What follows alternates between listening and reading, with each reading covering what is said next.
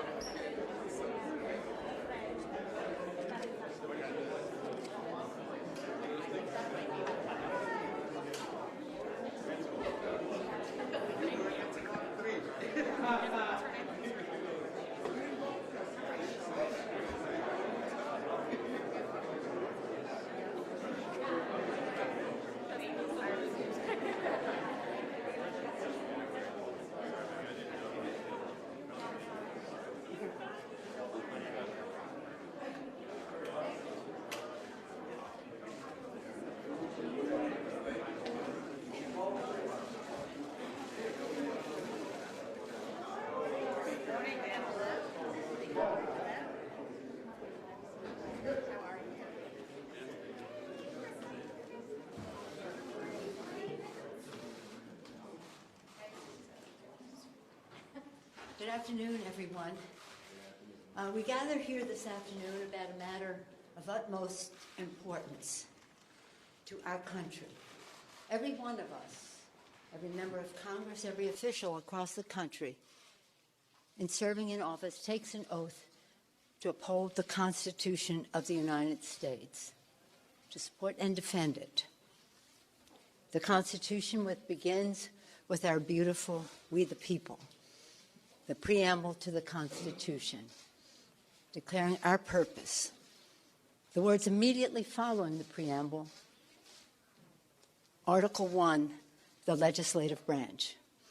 The beauty of the Constitution, the heart and the soul of the Constitution, is a separation of power with co-equal branches of government to be a balance of power. To achieve that purpose, the founders were very visionary. Many beautiful things followed that, the Bill of Rights and the rest. But what they wanted to do was to be sure that we did not have a monarchy, but we had three distinct branches of government, a check and balance, one to the other. And the text of the Constitution spells out the responsibilities of each, giving the Congress of the United States, among other powers, the power of the purse. The president's power grab usurps that constitutional responsibility and fundamentally violates the balance of power envisioned by our founders. To defend our democracy, the House will pass Congressman Castro's privilege resolution to terminate the emergency declaration tomorrow. I salute Congressman Castro for his work leading up to the moment so that we are ready. And he is chair of the House Congressional Hispanic Caucus.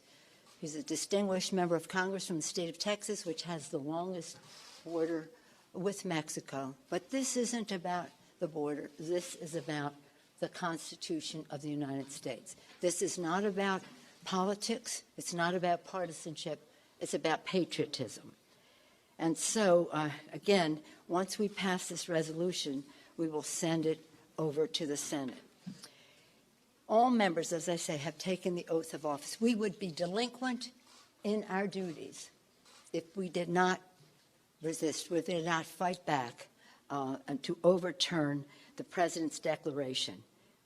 To not do that would be to abandon our own responsibilities. We do not intend to do that. With that, I'm pleased to yield to the distinguished gentleman from Texas, a gentleman who, again, has been working on this for a while, and he has he made sure that we were ready. And before I bring him on, I want to say that our distinguished chairman of the Judiciary Committee, Mr. Nadler, is in the Rules Committee on this very subject, or other subjects as well, because we have a busy week. But Mr. Castro will be followed by Leader Hoyer, Whip Clyburn, and Madeline Dean, a member of our freshman class, an expert on our Constitution from Pennsylvania. Now it is my privilege to yield to Chairman of the Congressional Hispanic Caucus, the gentleman from Texas, Mr. Castro. And that is an applause.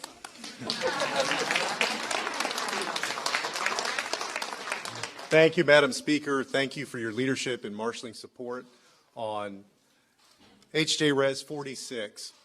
About 6 weeks ago, when the rumors started that President Trump might declare a national emergency to build his border wall across the U.S.-Mexico border, my staff and I began working with Legislative Counsel to try to find a way to make sure that Congress would have a say in this matter. The result of that is H.J. Res. 46, which would terminate the President's declaration of a national emergency to build his border wall. Our country, since its founding, has become the most prosperous and powerful nation on earth without any wall. That's why I believe most of the American people and most people in my home state of Texas disagree with the President building a wall across our border. The President consistently said that any wall would be paid for by Mexico.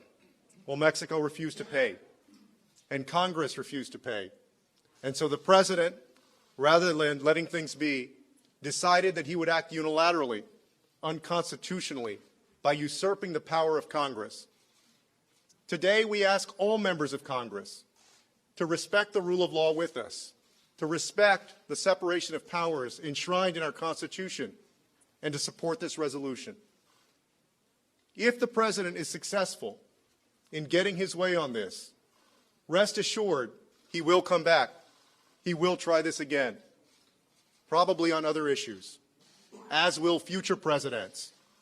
The Congress must step up, must reclaim its role over the power of the purse. This resolution is critically important to the future of the relationship between the legislative and the executive branches, above and beyond any party, above and beyond any president. This will require historic unity among members of Congress to make sure that this branch of government maintains its rightful place under our Constitution. I want to say thank you to the now 230 members of Congress who are co-sponsors in the House of Representatives.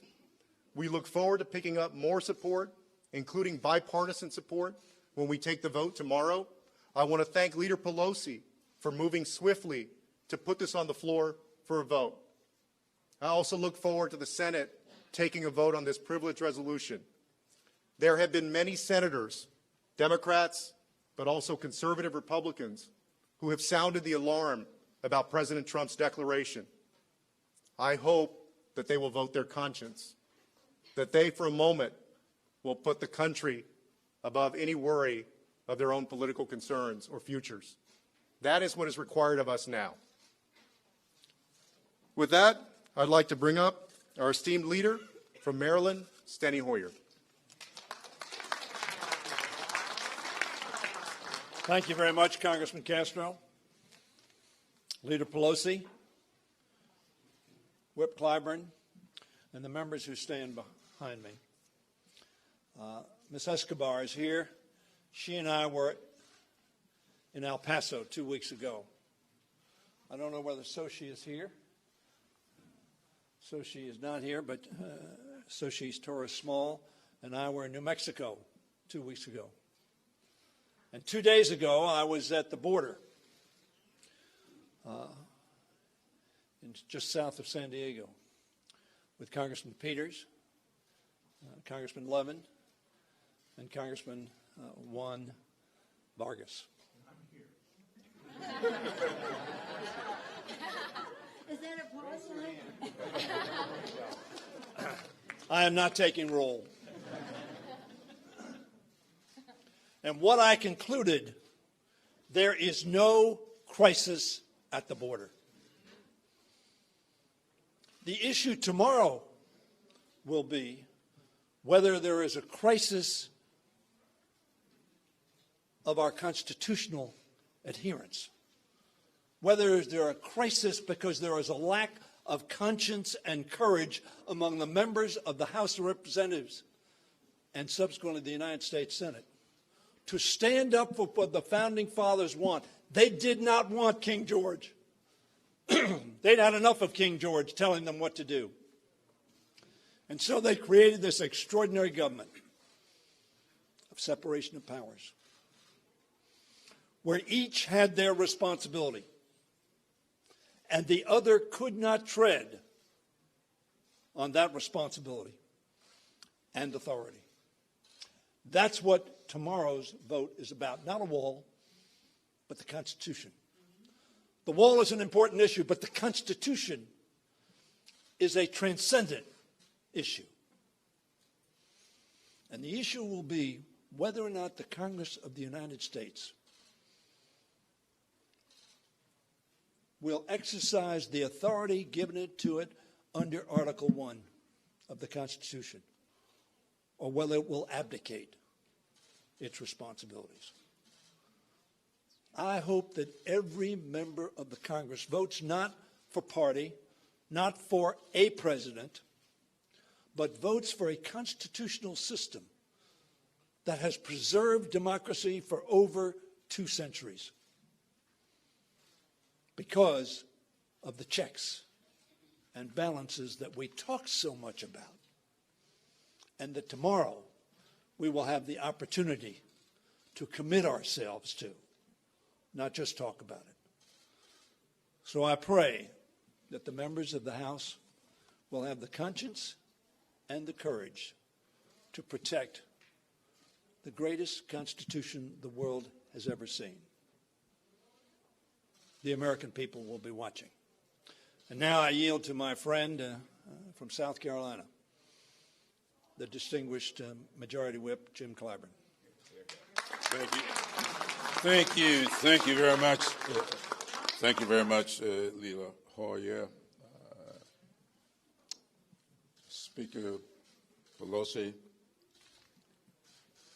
Chairman Castro, Representative Dean, and other colleagues. Earlier today, 58 bipartisan former national security officials issued a statement declaring there is no factual basis for issuing an emergency declaration. There is no emergency. In fact, as stated by them and others, crossings at the border have reached a 40-year low. That's a fact. There's been no emergency, no crisis of a judicial, a legal determination has been made at the border. And it is a fact that over 90% of all the drugs that come into this country via the southern border come through the ports of entry. Consequently, it would seem to us that the better part of wisdom would be for us to shore up the security at the ports of entry. And so it seems to me that we are lurching from one manufactured crisis to another. And this president must be checked by this Congress in order to maintain the stability and the integrity of who and what we are as a country. And with that, I yield to Representative Dean.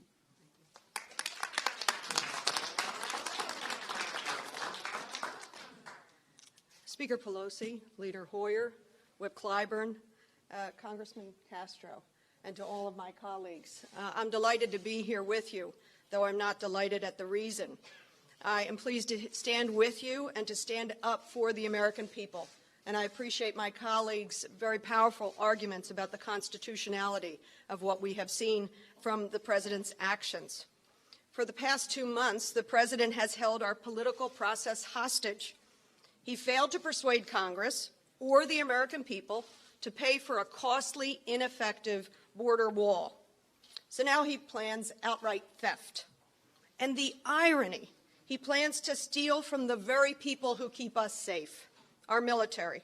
The President aims to take billions of dollars from high-priority military construction projects, threatening our service members' training, readiness, their families, and their quality of life. I wanted to tell you just a little bit about what's at stake in my home state of Pennsylvania. These projects could include $71 million for a Navy submarine propulsor manufacturing facility in Philadelphia. They could include an $85 million Air Force Reserve construction project in Pittsburgh. It could include $8 million for National Guard operations training facilities and dining hall in our Fort Indiantown Gap. That's just one state. That's just Pennsylvania and just some of what is at stake. Across the country and around the world, hundreds of more projects are under threat, projects that have been carefully evaluated and voted on by Congress and signed into law and appropriated for. These are big projects. They have enormous impact on service members, their communities, our national economy, our national readiness. the federal government, including the president, made promises to our military, and we have no plans to break them. For all his tough talk, the president shows little regard for the people who actually keep America safe. During his record-breaking shutdown, President Trump forced those very people, the Coast Guard, the Border Patrol, TSA, to work without pay. Now he aims to take money that Congress allocated to support our military, money that does not belong to this president, to spend it to gratify his ego and build a wall that, you remember, Mexico was supposed to pay for. Here's the bottom line. This country operates according to the rule of law. When leaders go outside the law, when they disrespect the Constitution and democratic norms that make America so special, they do lasting damage. America can't afford it, Congress won't allow it, and that's what I'm so pleased to stand with these extraordinary leaders to say we will not allow it. I yield back to the distinguished speaker.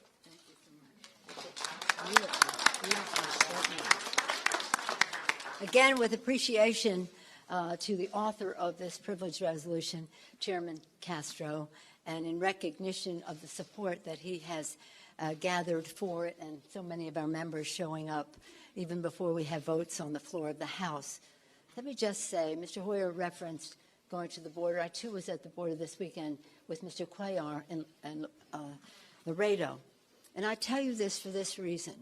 In Laredo, each year, and I've been there 3 times now, they have the most beautiful celebration of Washington's birthday. They honor Washington, George, and Martha, both. And it's a multi-day observance of what our founding father and mother presented to our country. To see 96% of Laredo was Hispanic, to see the pride of heritage and the deep patriotism side by side, just strengthening each other, is a joy that I wish the entire country could behold. The patriotism of the people who live at the border, which we consider a community with a border going through it. What the president is saying about the border is mythology. It is not reality. But this is not about the wall. Whatever you may think about the wall, think about the Constitution of the United States. And our colleagues have talked about believing that our members were doing this. I know that they will. I know that our Republican colleagues care about the Constitution of the United States. I know that they believe in the separation of power. I know that they would not want a president, Republican or Democrat, to usurp the powers of the institution in which we serve. I know that they are committed to strengthening this Congress of the United States, which is the institution in which we all serve as part of the separation of powers, the checks and balances, the strength that we all bring in the People's House and in the Senate as well. So I thank all of my colleagues for signing on, again, to the leadership of Chairman Joaquin Castro. Do we still have the beard? Yeah. I do. Still has the beard. In any event, this is an historic moment for our country. Perhaps it gives us affords us the opportunity to have an all-American civics lesson about the Constitution of the United States, the protections contained therein, including freedom of the press, which is the strength of which is the guardian of the gate of our democracy. Thank you all for being here. Thank you to our colleagues. Thank you, Mr. President.